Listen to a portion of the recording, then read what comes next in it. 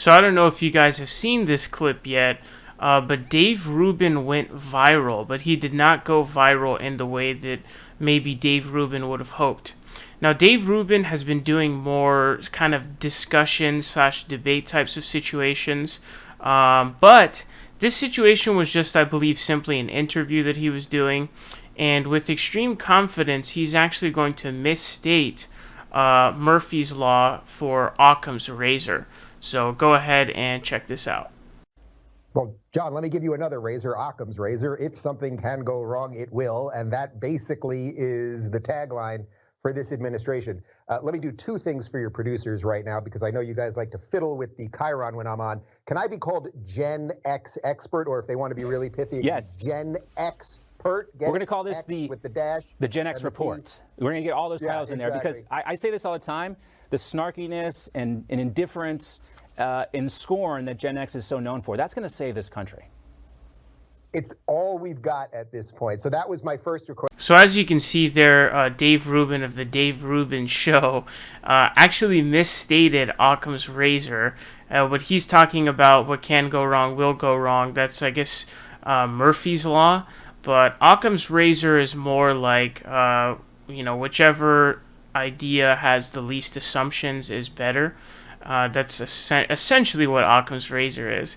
Now, everybody makes mistakes with this kind of stuff, whether or not you mistake post hoc for ad hoc, or, you mistake, like post hoc, ergo propter hoc, or blah, blah, blah. You mess up something or whatever, razor.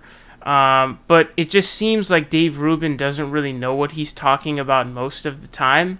And you always have to circle around to the question of what the motivation behind what he's doing is. Now, he's on NewsMax, so he's not on Fox News. He's on more of a less well-known station, a more fringe station. He has burned a lot of his connections, his mainstream connections at this point. I think the Weinstein Bros had turned on him as well. Joe Rogan obviously turned on him, so he burnt that bridge. That one was gone too. He might still have Ben Shapiro in his corner, but I'm not actually sure about that one.